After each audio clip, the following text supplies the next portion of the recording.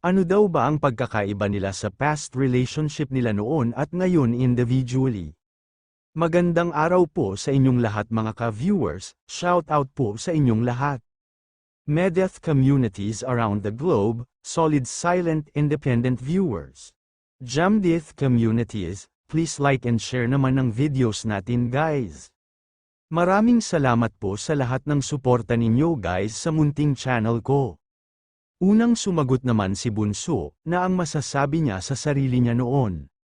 Stagnant daw siya, pero nag-study naman daw siya, kaso lang yun daw mahirap sa kanya kasi kaya niya mag-multitask. Natulungan ang mama niya magtinda, mag-aral, mag-work.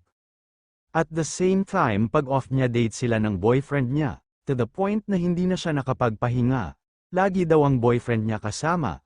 Na na-realize niya na kung gaano din kaimportante ang pahinga na mag-isa, na happy ka mag-isa, na wala na daw siya ng time sa sarili niya. In short guys, need niya ng space like me time. Kasi mahirap daw magdepende sa ibang tao kasi pag mawala siya, ikaw din ang mahihirapan, at nag-mature daw siya, naiintindihan na niya ang mga bagay-bagay, mas understanding daw siya ngayon, at ang last yung acceptance sa mga nangyayari sa buhay niya at sa mangyayari pa sa buhay niya. Kay James naman sa dating karelasyon, hindi daw niya masyado na suportahan ang ex niya dahil conflict daw ang sitwasyon noon.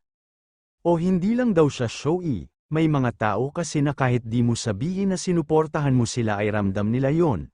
Pero may mga tao din na kailangan nila marinig sa'yo na sinuportahan mo sila.